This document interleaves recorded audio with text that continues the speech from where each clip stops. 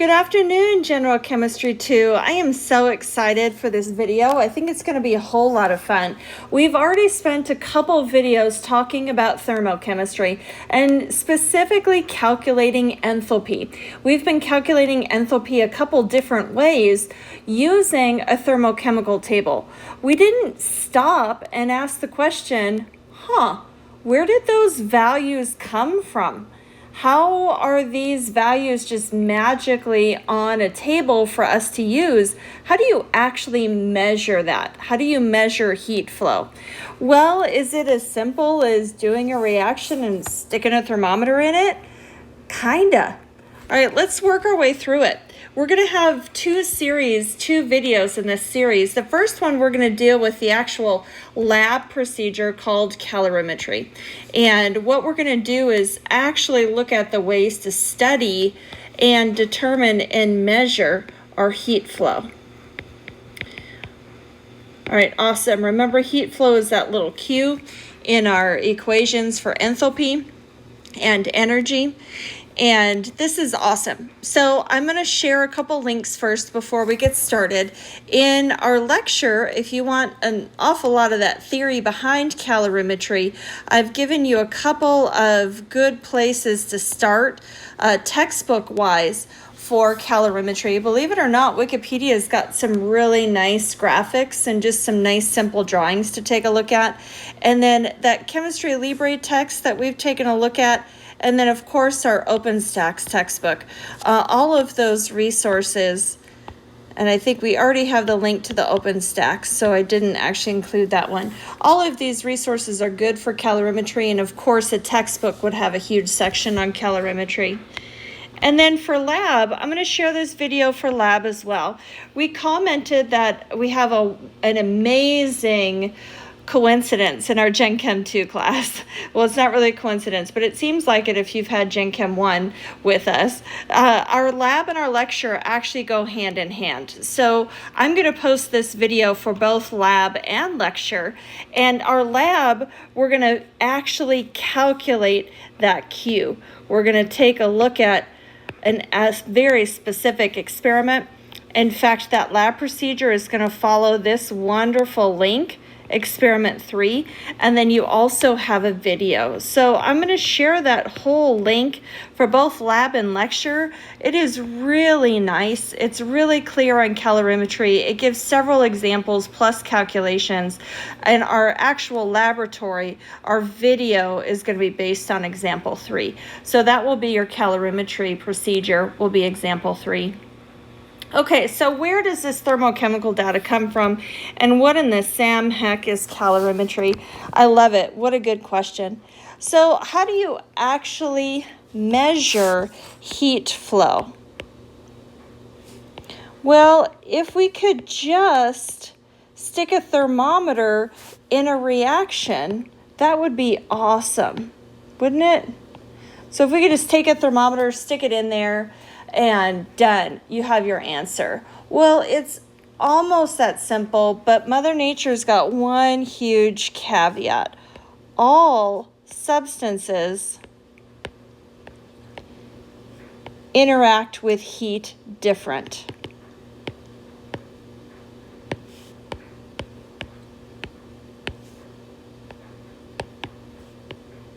All right, what in the world does that mean? What does that mean? All right, so first of all, let's get a little bit deep. What does a thermometer actually measure? What do we actually measure? Well, you're actually just measuring temperature. That is a characteristic. That's a property. That is not an energy. All right, your temperature of something is a property of that something. That's not actually heat flow and energy. Okay, so how do you actually take something like our thermometer and actually measure energy? That's our heat flow. Well, what's really cool is that because all of our substances interact with heat in a very specific way, we actually have some terms that help us understand how things interact with heat. and then we can correlate that to actual changes in temperature. So it can be done. We're just going to use an equation. So I want you to keep in mind the difference between your thermometer and your energy flow. They're not the same thing, but we can use one to measure another. The first definition I'd like to start with is called heat capacity. This is how all of our substances interact with heat, just a little bit different. We tend to give heat capacity a big C, and in general terms, it is heat absorbed due to an increase in temperature. And you're thinking, wait a second, duh, this didn't get deep yet, but it depends how much heat is absorbed, and that increase in temperature, it depends on the substance. You all know it when you go to McDonald's and you get your coffee. What is that coffee cup? Is it an aluminum can or is it a styrofoam cup? It is a styrofoam cup. Why? Because styrofoam interacts with heat different than aluminum. If you put that sucker in an aluminum cup and you're going to burn your hand with your coffee. You have that in a styrofoam cup and you're not going to burn your hand. Okay, now how our substances interact, let's get a little bit more specific. The one we're going to use is called specific heat capacity. Now I'm going to put a nice highlighter on this. This is the one that we're going to use. This is, let's define it, and it's going to make everything make sense. This is the energy. I'm going to put in brackets. That's our heat flow. Okay, so it's the energy required to raise 1 gram of any substance 1 degree Celsius. Okay, this is awesome. Now this is how we can correlate our heat flow or our energy to our temperature. All right, we're going to have both of those in an equation. We're literally looking at how much energy does it take to raise that substance 1 degree Celsius. Okay. We also have another one that you might see in your readings, and that is molar heat capacity. Okay, now that has the same definition, how much heat is required, this time to raise 1 mole 1 degrees Celsius. All right, so 2 things very similar. The only thing different is the units. We will use the specific heat capacity, and we often abbreviate that specific heat, and sometimes just like that. All right, if you actually took your Gen Chem 1, you may have had a specific heat experiment in there. I'm going to cover that experiment. I'm also going to cover the experiment in calorimetry for Gen Chem 2. So this video is going to have both of those, which is super awesome because they're both good examples of how to use specific heat and how to calculate heat flow. All right, we are going to look at, I want to make a correlation. Remember, let's go back a step. And let's actually define our enthalpy again. Our main goal for everything is to fill out that thermochemistry table to actually calculate enthalpy. So how does that relate to heat flow? Okay, well, remember our energy is the product of heat flow and work. So we're going to keep in mind that there are certain types of calorimetry. Oh, let's spell that right.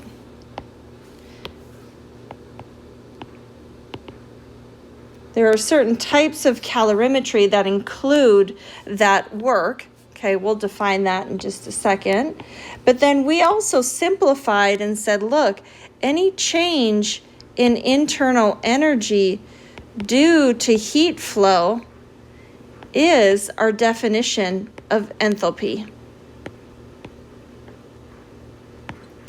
So in fact, our enthalpy and our heat flow are related. They are the same thing. The only difference is we'll often see and calculate heat flow in a unit of energy, joules or kilojoules. And then we tack on an extra when it comes to enthalpy. You'll notice we have joules or kilojoules per mole. All right, so they both are actually the same thing. We are just including our moles for our enthalpy.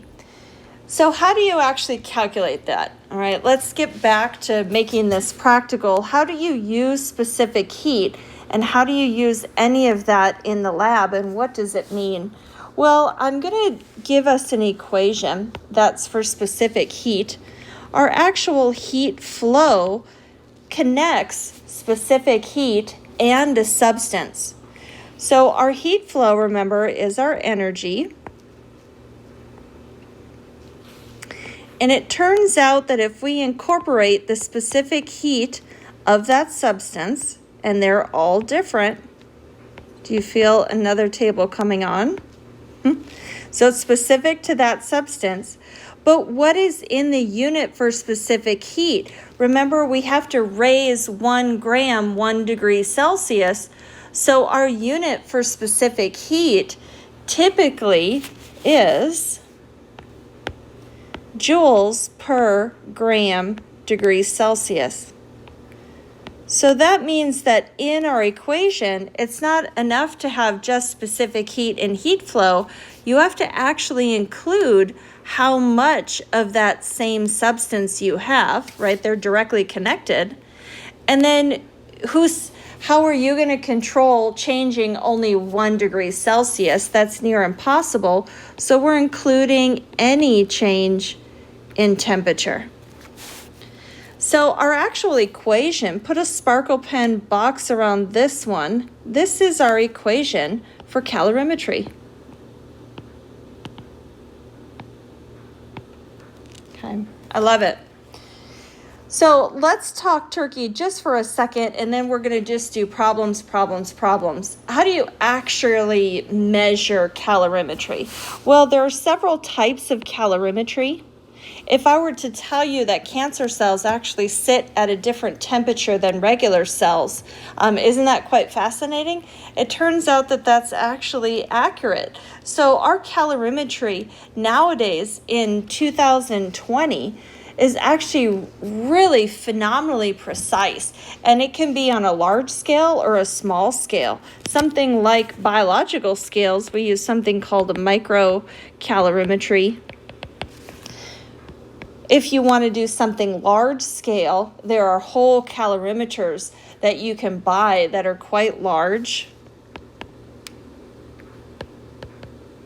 Now, because we have that work part, right? Remember in our equation, we have work. So our calorimeters are typically broken into 2 different types, right? We have constant pressure. Now for us, this is the one we're going to look at. Our constant pressure calorimetry means we're going to go ahead and have that thing open. And you remember from our previous videos on thermochemistry, that means we're going to take that whole work term and cross it out.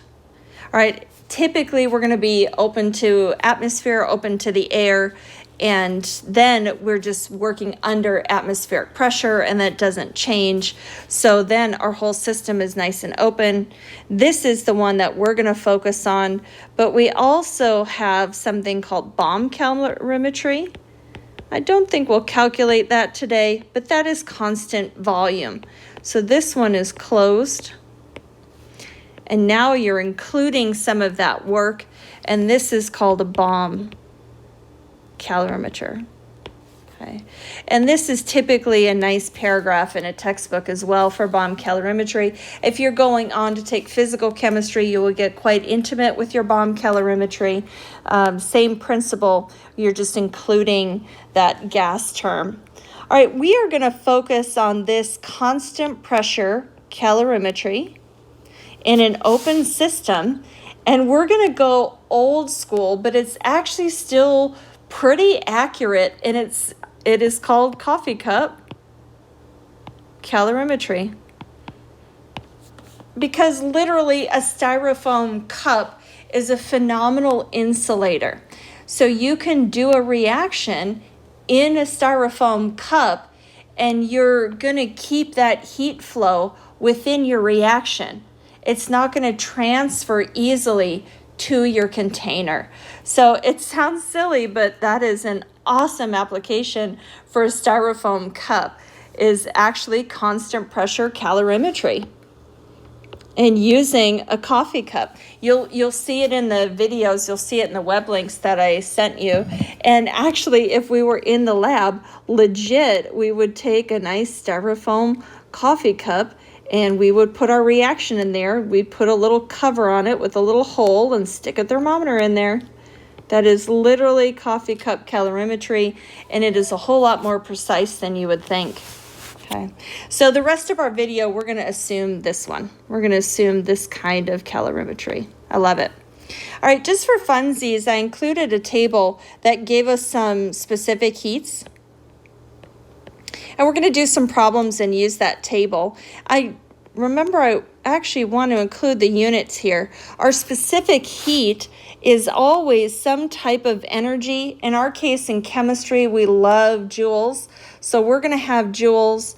We are going to have grams of that substance, and we're going to use degrees Celsius. Couldn't you find different units for specific heat capacity? Yes. But for us in this class, we're going to keep to those. The only thing we might do is throw in a unit conversion to kilojoules, and then at the end we may include moles so we can get to our enthalpy. But we will maintain those joules, grams, and degrees Celsius. So if you're looking at all kinds of resources, just keep in mind your units for that specific heat. And then you're going to want this one on your cheat sheet. You'll see why in a minute. That water-specific heat is phenomenally useful. We're going to use it for the rest of the video. All right, so something I like to do in calorimetry is not just solve the problem. I like to actually picture what's happening. If you want to make thermo sassy, you just give an example, and you don't actually stop and think about what's your system and what's your surroundings. So I want to actually do that in this video to make it a little bit more straightforward. So I'm going to start with a nice fun problem. We're going to take 5 grams of a sample. We don't know what it is, but we're going to use our table to see if we can figure out what it is. We're going to heat that sample from 25.2 degrees Celsius to 55.1 degrees Celsius. And it turns out in order to do that, we need 133 joules of heat flow. So I'm actually going to just give myself some notes. All right, this is a mass. Here is showing us a change in temperature. That joules is going to be a heat flow. And then how are we going to identify that substance? The only thing missing is our specific heat. So we only have one equation in here. Isn't that genius? So I'm going to go ahead and write that equation.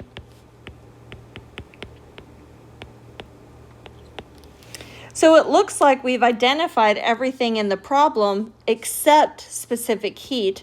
So that's what we're going to solve for. I'm going to go ahead and rearrange over here, give myself some space.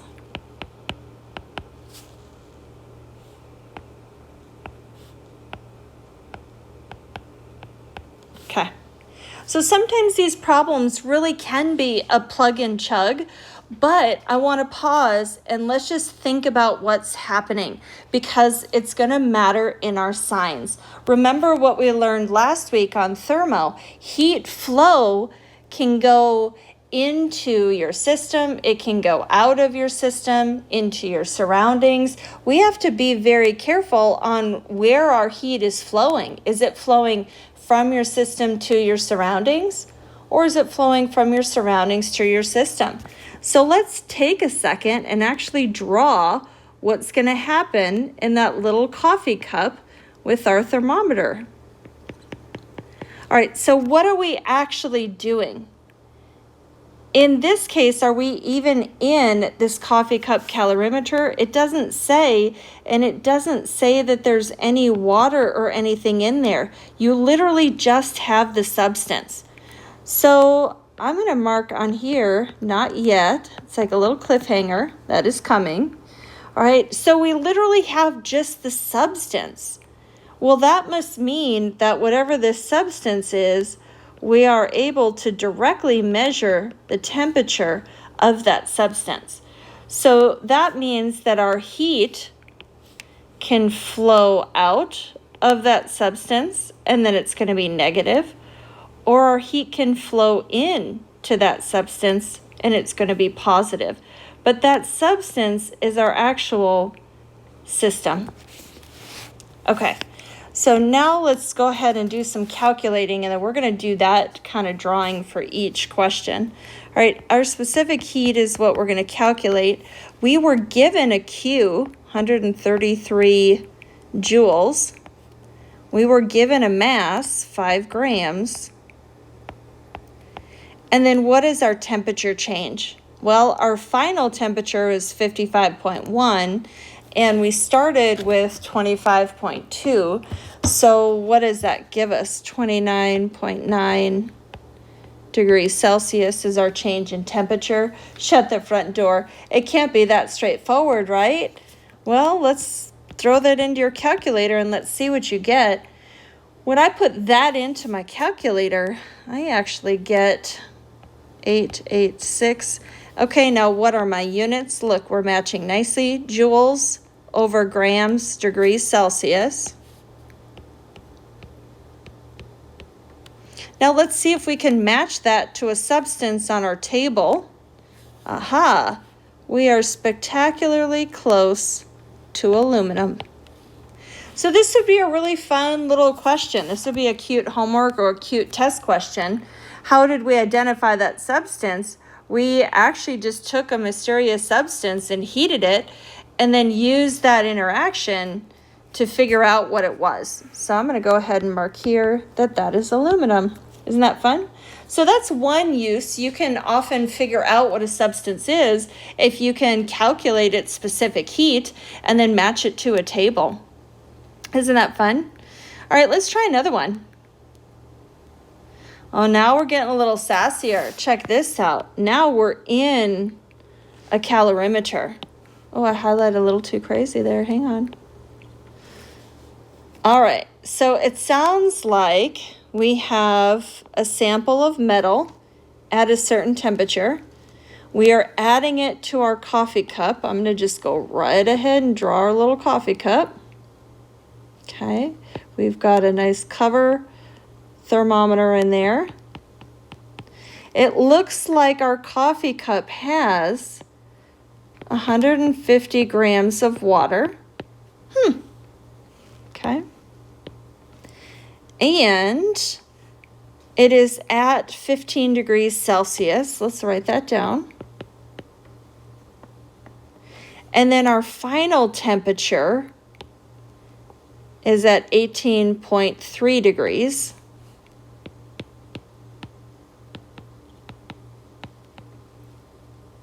And we're asked to calculate the specific heat of that metal. Okay, so what are we actually doing? This is our coffee cup calorimeter. We have water in it already. We have 150 grams of water in our calorimeter, and it is sitting at 15 degrees Celsius.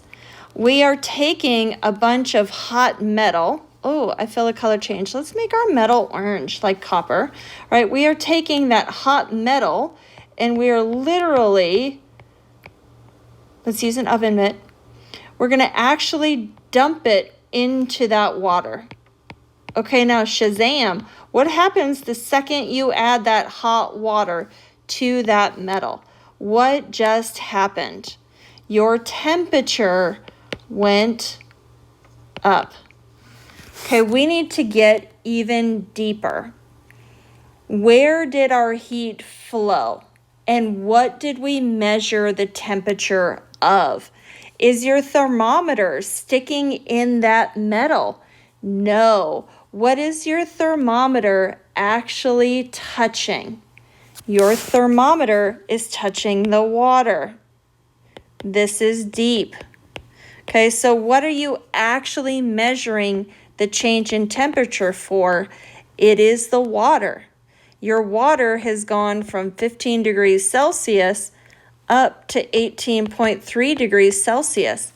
90% of calorimetry is done like this. It is phenomenally hard to measure an accurate temperature of a solid, but it is really quite straightforward to measure a temperature change of water. You dump in your metal and you do a little swirl. All right, so now our metal is in the cup. Where was our heat flow? From what to what? Now, I like to keep in mind that we raised the temperature. So that's going to be an indicator that our heat flow was from our metal to our water. Okay, your heat flowed out of your metal into your water. That is what raised the temperature. So why do we care about this? Because you need to know what to put in your equation. What do we know? Well, our equation is going to have to be for water. That is what we measured. We measured the temperature change and the mass of the water. So let's put in, shut the front door. I think I already know the specific heat of water. Don't we have it on our table? We do. 4.18. Aha. So 4.18 joules per gram degrees Celsius. Our mass of our water, 150 grams, sorry. And then what did our temperature change? Well, our final temperature was 18.3, but we started at 15. Okay, so all of this is for the water. So let's get this on our calculator, and then let's get a little bit deeper on our heat flow. So if I take that and I plug it into my calculator, I actually get 2,069.1 joules. Okay, what's my sign? Remember, that's very important. The sign is positive. Oh, hang on a second. But didn't our temperature go up? Shouldn't that be exothermic? Remember your perspective. This is still for water. Heat was flowing into your water. So that process, if your system is your water, your heat just flowed in. That was endothermic to your water. Okay, but remember from last week, what's awesome about heat flow and enthalpy? It is 2 for the price of 1. Okay, if that heat flowed into your water, it flowed out of the metal. And it's the exact same amount, different direction. So you just calculated your heat flow for your metal, exact same amount. But now what's different? The sign. Now that is exo. Your heat flowed out of your metal, and that was nice and exothermic. Okay, so what did we just figure out then? We just figured out in that whole scenario the actual heat flow from the metal. Okay, this is awesome. Are we done? Okay, let's go check our question. We're not done. We were asked to calculate specific heat of the metal, but we have the heat flow. All right, so can we calculate again? Sure. We have Q, but we want specific heat. We were given a mass, and we have a change in temperature. So let's rearrange again for specific heat. And now we're going to have what? Our heat flow over our mass times our change in temperature. Okay, now this time, this is for the metal. Okay, so let's plug in some numbers. What did we calculate for our heat flow? Minus 2,069 joules. Okay. What was our mass of our metal? We were told 150 grams. That's in the problem. Oh, what's our change in temperature? All right, we'll shut the front door. The final temperature was 18.3, but what did our metal start? 75. So our change in temperature is actually negative. Holy crap, negative 56.7. Because we ended at 18.3 but started at 75. Okay, this is awesome. That means your negatives are going to cancel. And we're going to keep our units for our specific heat. And so throw that on your calculator. Let's see what you get. I actually got 0.24 joules over grams degrees Celsius. Okay, so let's put a sparkle pen around that. That would be the specific heat of our metal. All right, now I want to pause for a second because this is a really deep point right now. Why did we care about water in our calorimeter? Well, we already know the specific heat to water. Write that sucker down. You're going to need it on your test. The specific heat of water means that we already know how heat flows into and out of water. We know that specifically it takes 4.18 joules to raise 1 gram, 1 degree Celsius.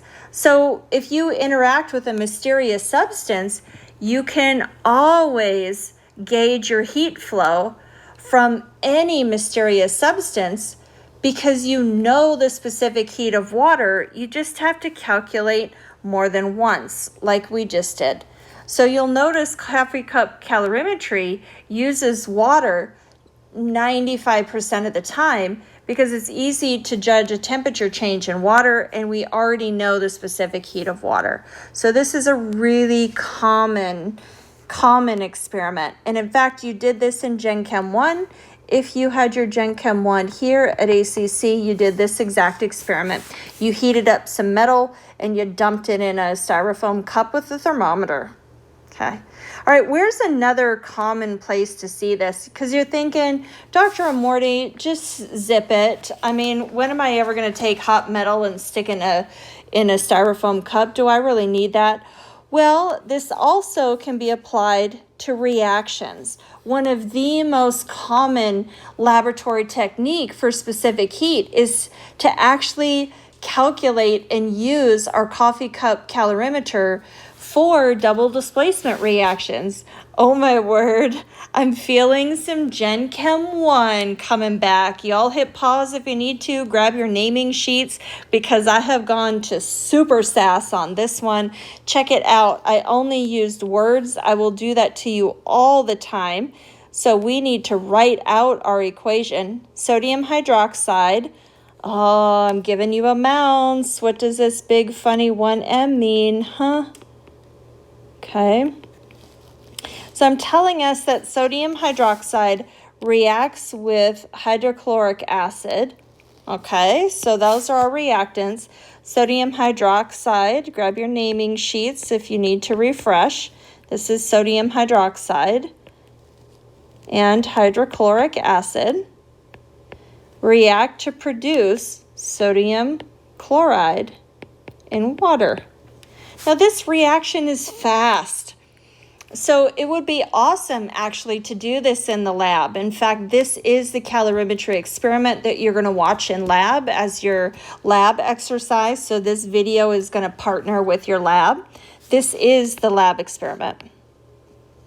Okay, now I changed the numbers just a little bit just so you could have another example. All right, so how do we look at this? All right, we are going to take 50 mils of sodium hydroxide, 50 mils of HCl, and we're going to dump them together. So I'm going to add myself a little visual.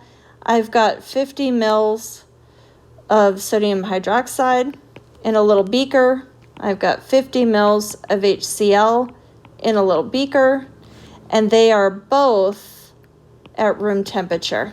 Okay, at room temperature, we measured at 25 degrees Celsius. Then I'm going to take them and I'm going to dump them. Wait, let me don't draw your squiggle line yet. I'm going to dump them in a styrofoam cup. And I'm going to dump them. Let's dump in our sodium hydroxide first. And then as soon as we dump the HCl, that reaction has started. And now you've got to fast, put your thermometer in there and gauge your temperature and put your cover on, of course.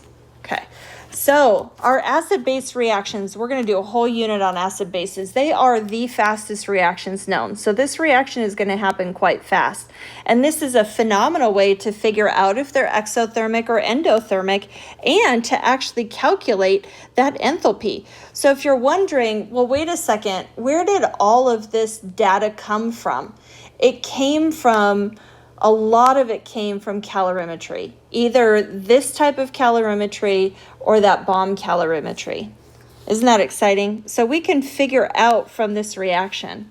All right, let's write out what we know. All right, we have a temperature change from 25 to 31.9, but what else? What else do we know? Well, let's get deep with our little calorimetry drawing again.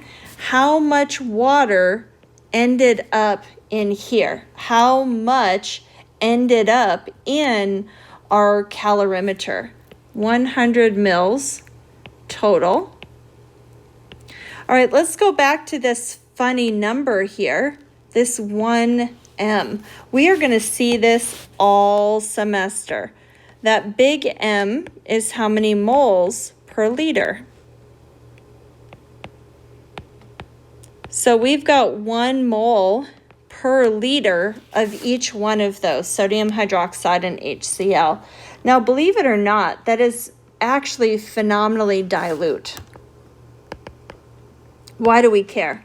We care because out of this 100 mil total, it is 1,000,000 times over water. Our system is the actual reaction.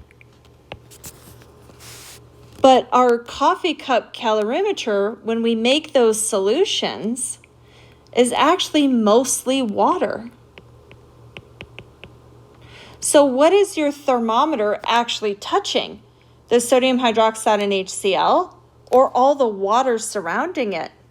All the water. Okay, so our system is our reaction, but our surroundings is the water.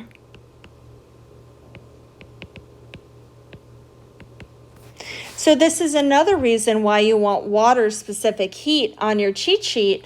All double displacement reactions that we learned in Gen Chem 1 all happen in water. And in fact, they're quite dilute. So what you're really measuring every time you dump them in your coffee cup calorimeter is you're measuring your heat flow of your water. Okay, so let's just write that out before we even crunch numbers. Your heat is flowing between your reaction and water. So now it's our job to figure out if that is flowing from your reaction to your water or from your water to your reaction. Okay, so now we can start to crunch some numbers. We are going to calculate our heat flow. We're going to use the specific heat of water because we don't know the specific heat of our reaction. Nobody does. So let's calculate water again, just like that first example. That's a G. Oh, what's our mass of water? Is it 100 mils? No, shut the front door. That is milliliters. But luckily, at room temperature, our density is awful darn close to 1. So I am going to write that that is 100 grams. Our density of water is 1 gram per milliliter at room temperature. You can also put that on your cheat sheet. You can use that shortcut. And then finally, what is our change in temperature? Our temperature went up 6 what is it? 6.9 degrees Celsius. All right, so let's calculate our heat flow, and I'm gonna mark so I can remind myself that this is the heat flow for water. Okay, so bust out your calculator, and I get 2.9 times 10 to the third joules. It's getting sassy. We've got quite a few joules in there. That's quite a bit. Okay, now hold on a second. What is our sign? That means that is positive, because I always think of it, didn't we raise the temperature of our water? That means that our heat had to flow out of our reaction into our water. So then what is the heat flow on our reaction? It's that exact same thing, but with our minus sign. So this reaction is exothermic. I love it. In other words, if you were holding that reaction and you did that in a glass beaker instead of our coffee cup calorimeter, you would burn your hand. Okay, let's do one final step. And that final step is converting from heat flow into the enthalpy we would see on our table. And that's going to include moles. So I'm going to go ahead and take my value, and I'm going to divide by moles. Oh, how do I get to moles? Okay, hang on. I see a sidebar coming. We were given 50 milliliters of a 1 molar solution, but that 1 molar solution was in liters. So, it's getting crazy in here. So the first thing I need to do is convert to liters, and then convert to moles. Awesome. So then we're going to take that and simply divide. Because remember, on your table, what are those units? They're joules per mole or kilojoules per mole. So if you do that math, then what is the enthalpy of this reaction? It is a negative 58, or 5.8 times 10 to the fourth joules per mole, or a negative 58 kilojoules per mole.